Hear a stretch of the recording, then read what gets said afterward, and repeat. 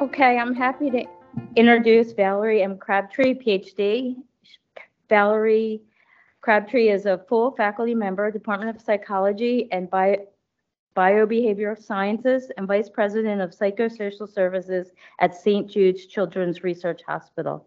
Dr. Crabtree's clinical work focuses on the adjustment to diagnosis and treatment, mood and anxiety difficulties, and sleep problems in youth with cancer or blood disorders. Her research is focused on interventions to improve alertness and energy level in adolescents and young adults undergoing treatment for cancer and in brain tumor survivors. Dr. Crabtree is certified in behavioral sleep medicine, and in 2015, she and her co-author, Dr. Lisa Meltzer, published a book entitled Pediatric Sleep Problems, A Clinician's Guide to Behavioral Interventions. Dr. Crabtree?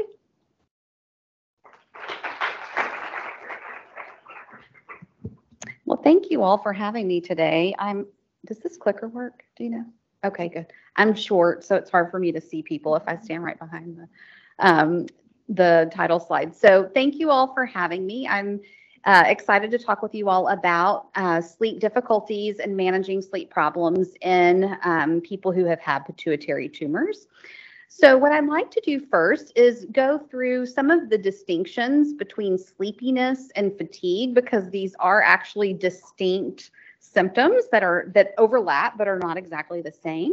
Talk about ways that we can assess for sleepiness in children, adolescents, and adults, some particular interventions for managing sleepiness, go through some more specific details about healthy sleep habits, talk a smidge about some specific sleep challenges that we see during adolescence, and then talk some about what the roles of parents can be in helping to manage some of these sleep problems. So why should we talk about sleep? Probably everyone in here can tell me for an hour why we're talking about sleep, but certainly we know that any tumor or insult to the hypothalamic-pituitary adrenal axis will impact how hormones are regulated, temperature is regulated, and the sleep-wake cycle. So how we manage our sleep at night and wakefulness during the day is very centrally located within that HPA axis. So having had a tumor in that area is going to impact a person's ability to regulate sleep and wake. And often what we see is something that we call excessive daytime sleepiness. So it isn't just being sleepy during the day, but it really is an excessive amount of sleep. And the hallmark features of excessive daytime sleepiness are difficulty staying awake, sleeping at times when that may have not been what was intended. It must interfere with daytime functioning. So that may mean difficulty staying awake for school, for driving, at jobs, being able to have energy to engage in social activities after school or after work. And when we are thinking about excessive daytime sleepiness, this is a subjective complaint. So this is what someone would come to us and say, I feel very sleepy during the day. And one of the ways that we can evaluate sleepiness is with something called the Epworth Sleepiness Scale. And the Epworth was developed for adults, but we also have this modified version that is just tweaked a little bit so we can use it with children as well. And when we look at having someone complete this subjective sleepiness scale, if you can think of this for yourself, if you're scoring 10 or above, that is an indicator of excessive daytime sleepiness. And excessive sleepiness isn't always associated with a hypothalamic-pituitary adrenal axis problem. There are other people that might have obstructive sleep apnea or narcolepsy or other reasons that they have daytime sleepiness. So this really is just a subjective tool to let us know, is someone having that daytime experience?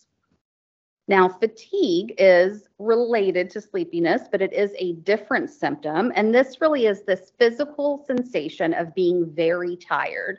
It isn't that I feel like I could easily close my eyes and fall asleep, but I just am overall lacking in energy. And that might be mental or physical exertion. And for most people with fatigue, it is relieved by rest. So if I've been working out in the yard and I feel really tired, I can go lie down for half an hour and I feel like I can have better energy. But chronic fatigue really is this unrelenting sense of exhaustion that is not relieved by rest. So a person who has a more chronic and fatiguing condition might go lie down for half an hour and they get up and they still feel just as exhausted or fatigued as they were before. Now, interestingly, different from just regular fatigue that all of us experience, chronic fatigue typically can be managed better with physical activity instead of rest, but that can be really challenging for someone who's chronically fatigued. They often don't feel like they have the energy to get up and engage in that physical activity. And it's important to know that people who have had pituitary tumors are at increased risk both for sleepiness and fatigue, and the causes of these are sometimes different. So as many of you, if not all of you know, it can be complicated to figure out, do we need to adjust hormones? Do we need to adjust thyroid? Do we need to address sleep? Do we need all of these things? So bearing in mind that our ability to be able to distinguish what is sleepiness and what is fatigue can be really meaningful in terms of knowing what the right interventions are. Now, hypersomnia is a specific diagnosis that we might give someone who is describing experiences of excessive sleepiness. And rather than just having a subjective report, hypersomnia is something that's actually documented objectively during a sleep study.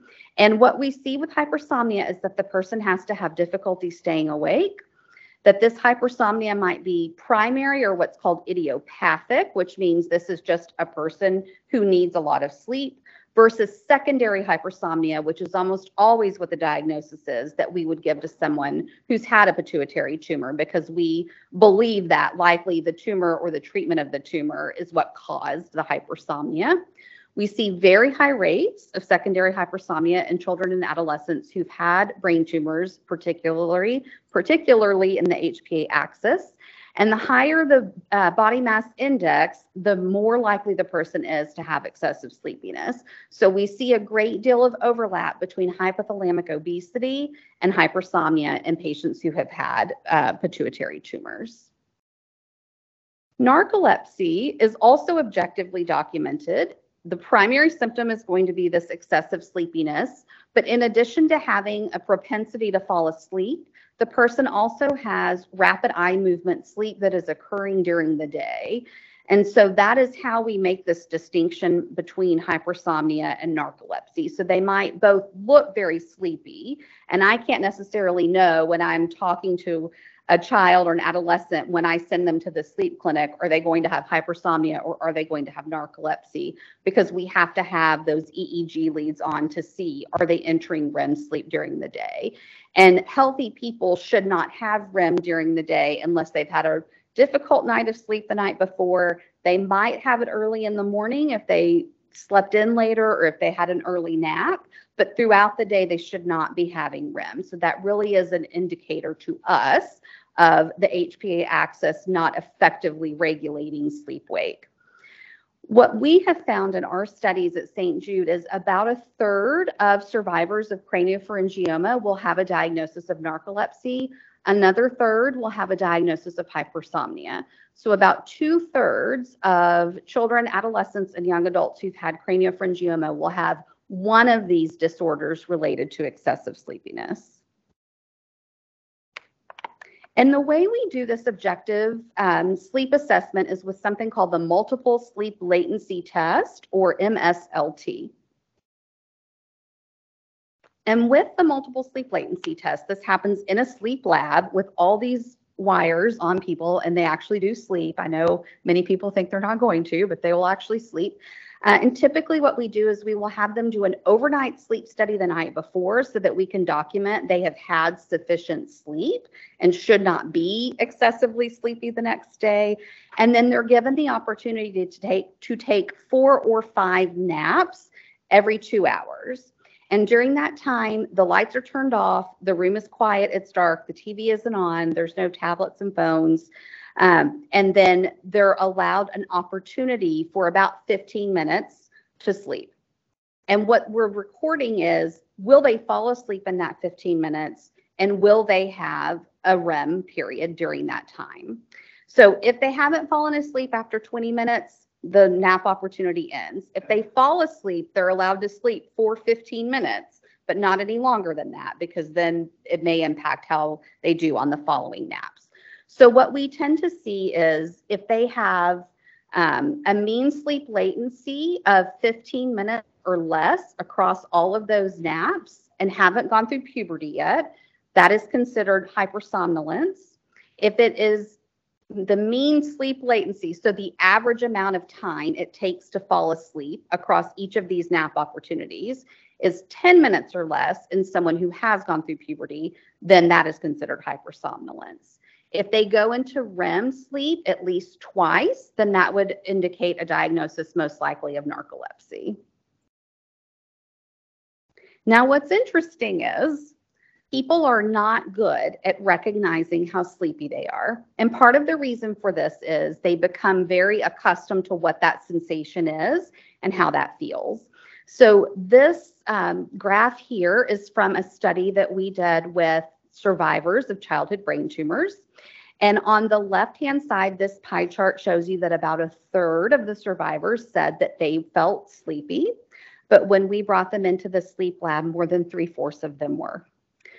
So if you've ever known someone who has obstructive sleep apnea and they tell you after they go on a CPAP, oh, I had no idea how sleepy I was, that's what that is about, is that we go through life, and once we are sleepy, we can recognize it after a couple of nights, but then we just feel like this is how we feel and don't know the difference. So if we can help manage sleepiness, people will start to realize, oh, I was sleepier than I knew. So knowing that people aren't great at recognizing being sleepy, how do we know if this is something we should be concerned about? If you or your child is falling asleep when they don't intend to, that is an indicator of being excessively sleepy. That means falling asleep in the car, falling asleep at school, falling asleep after school without meaning to, falling asleep while watching a movie or TV. Some people are so sleepy they will fall asleep at the dinner table. Those are all signs if they're not intending to sleep, but they're sleeping anyway. Many people who are excessively sleepy can be irritable or restless. That is a vague symptom. So I would say if that's the only symptom, I wouldn't jump necessarily to excessive sleepiness, but it is something to be concerned about. Zoning out is something that is often associated with hypersomnia or narcolepsy, and this is something called microsleeps often. So if we have an EEG on a person and they just seem to zone out, and then they kind of come back to, we can see that their brain has entered sleep for just a few seconds at a time. And so for people who are driving, if they notice that they're sitting at the red light and the car behind them has to beep because they weren't paying attention, not because they were on their phone, which no one should be doing, but because they were really zoning out, that could potentially indicate microsleeps. And so for particularly children and adolescents who've had a pituitary tumor and might have difficulty maintaining attention in the classroom, sometimes it's really important to find out from the teacher, are they doing other things and not paying attention? Are they making careless mistakes? Or do they really seem to be zoning out for periods of time? Because that could be an indicator of narcolepsy. When people fall asleep immediately when they go to bed, that's an indicator of either not getting enough sleep regularly or being excessively sleepy. It should take people 10 to 20 minutes to fall asleep when they get into bed. That's a pretty typical sleep onset latency. Also, in the United States, we have a tendency to go around all of us with sleep deprivation. So if you yourself did not have a pituitary tumor and you fall asleep the second you go to bed, you probably need to get more sleep. I watch faces, and this particular symptom in any group I talk to, everybody makes a face. So that lets me know everyone's walking around sleep deprived. And then for people who feel like they have to constantly check and recheck their work, their homework, that is an indication many times of being sleepy as well. And the reason sleepiness matters is that for people who have disorders of hypersomnia, they have more difficulty learning. There are more challenges managing emotions and behavior, more difficulty organizing and planning, and worse quality of life. And so for people who've had pituitary tumors, they have challenges in all of these areas, or can have challenges in all of these areas anyway. So if we can promote better sleep, that is a way to help impact some of those aspects of functioning. And I think all of us can think about the quality of life aspect, that if you're feeling really sleepy, it just impacts everything that you do. It makes everything harder. It makes everything seem like it takes that much more effort to actually complete a task or do something that might be enjoyable at other times. So, if someone has a diagnosis of narcolepsy, there are a number of medications that can be used to treat it. I heard some of them mentioned in the earlier panel about insurance approval, and that can be a real challenge with some of these medications as well, particularly modafinil and sodium oxybate. But in addition to medications, it also is very important to be managing nighttime sleep and sometimes to add naps during the day.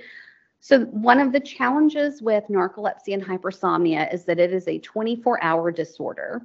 So it is difficult to remain awake during the day, and it is difficult to manage regular healthy sleep at night. And so all of this will then compound and make things that much more challenging. So our typical approach at our center for treating narcolepsy in people who've had pituitary tumors is to utilize modafinil or methylphenidate as a medication to manage daytime alertness. Sodium oxybate is not as frequently given in people under the age of 18. It is more focused on nighttime sleep, whereas modafinil and methylphenidate are both stimulants, and they are utilized to manage alertness throughout the day.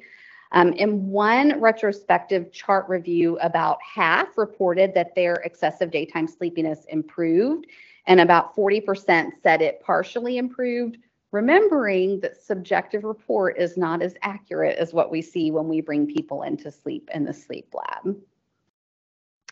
But our goals usually when we're working with patients who have a disorder of hypersomnia is to make sure that their sleep schedules are regular, that they are getting adequate physical activity during the day, that we see that they have improved functioning, whether that is socially, academically, for older people, if they're doing better on the job. We want everyone to be able to go to school or work full time as much as they are able, or to work to the degree or attend school to the degree that works for them. Increased light exposure during the day is very important for regulating sleep and alertness. And we always want to give thought to driving safety as well in people who are old enough to drive. So this is actually a photograph of a drowsy driving accident.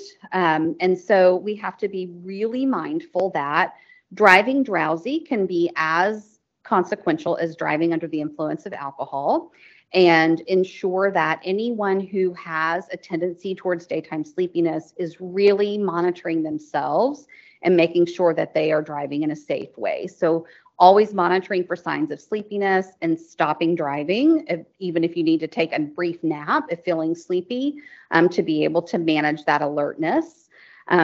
If the person is prescribed medication for alertness, like modafinil or methylphenidate, that they should only drive if they are taking their medication as prescribed, and that any kind of sedating medication, so even if it's an antihistamine, if it's likely to make a person sleepy, someone with a tendency towards sleepiness should not be driving, and as well as any amount of alcohol. So if someone is an adult and old enough to drink alcohol, even one glass of wine at dinner, they should not be driving after that, just because of the increased risk.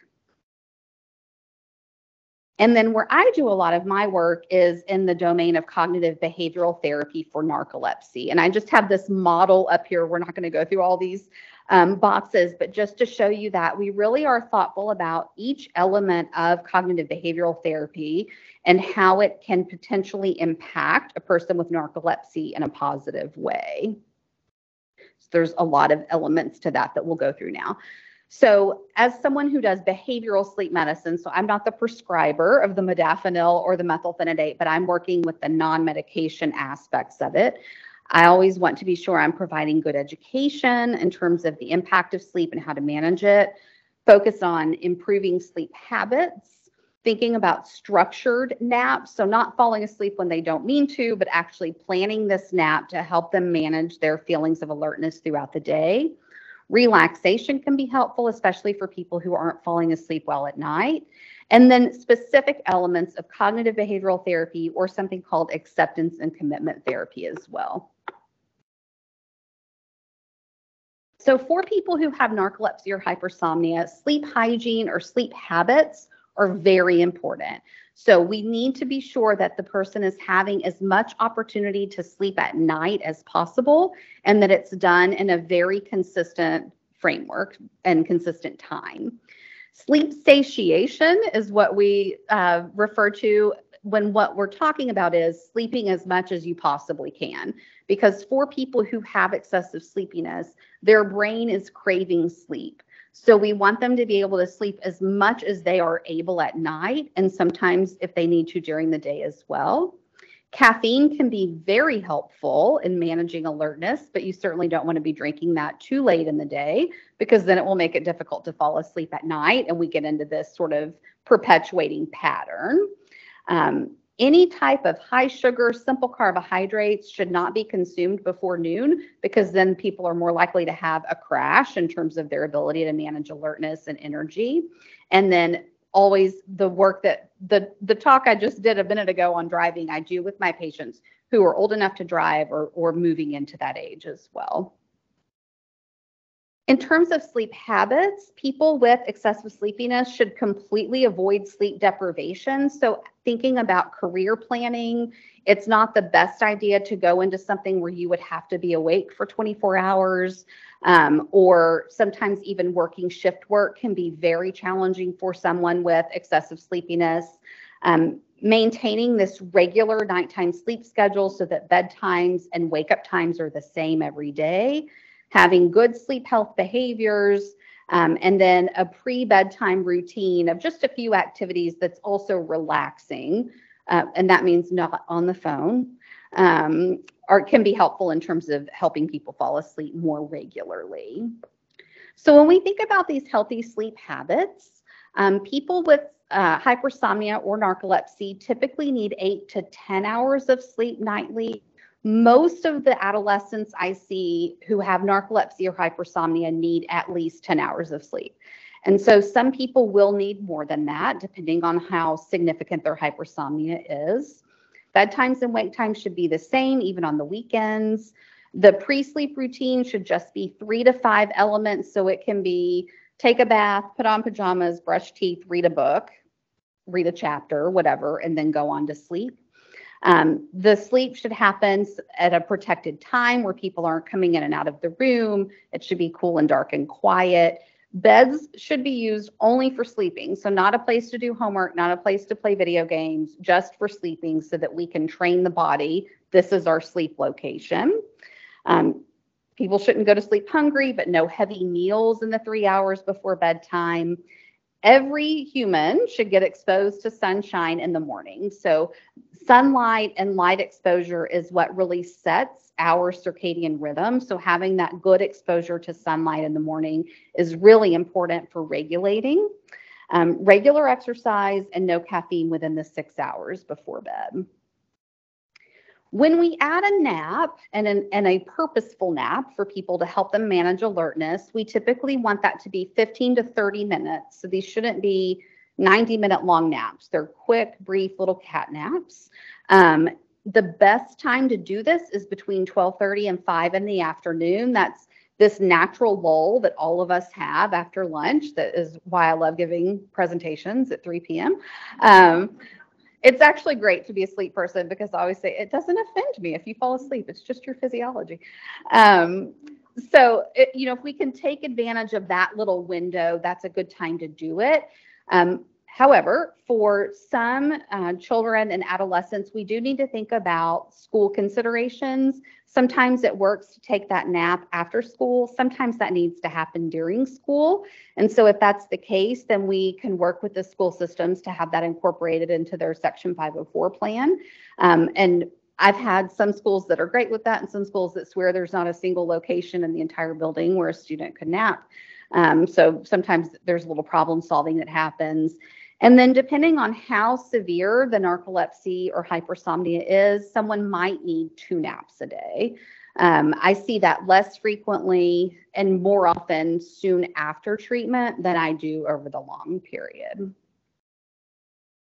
Relaxation can be really helpful as well for a number of reasons. It's a good skill to have. We all have stress in our lives. It's good to manage that. But it also can help decrease anxiety at bedtime for people who start to have more anxious thoughts as they're going to bed, which can help them fall asleep faster and sleep longer. And then some people with narcolepsy also have what's called cataplexy, which is a loss of muscle tone. We do not typically see that in people who have had pituitary tumors, but because it is associated with narcolepsy, it's just important to mention that. And so having that relaxation can help people identify what emotions might trigger narcolepsy and help manage those negative emotions a little bit better. And then as we're thinking about CBT or acceptance and commitment therapy, I think it's really important because the problems that we see after someone has had a pituitary tumor are all lifelong challenges that have to be managed for their entire lives. And the chronic nature of that can be really difficult and can have periods of time across a person's life where it's more difficult. And so being able to really work with someone around how do you manage a chronic illness, a lifelong illness, and cope with that in a positive way. How do we help you be adherent to your medications when many times there are many of them at different times of the day? And we know that as people enter adolescence in particular, that taking medicines can be a little more frustrating and challenging. And then some of the negative thoughts or cognitions that come along with having sleepiness, having endocrine difficulties, having some of the other challenges that we see after a pituitary tumor, it can be really beneficial for a psychologist to work with someone around some of those negative thoughts as well. And then I'd like to talk a little bit about puberty, which makes me happy I came after the puberty panel. In addition to many of the other changes that occur with puberty that were just discussed, some of the biological changes that occur also really affect sleep and affect circadian rhythm. So in most people, as they enter puberty, we start to see later sleep onset times and later preferred wake-up times. And so even in early puberty, typically we will see adolescents going to sleep between 10:30 and 11 p.m. as their natural sleep window.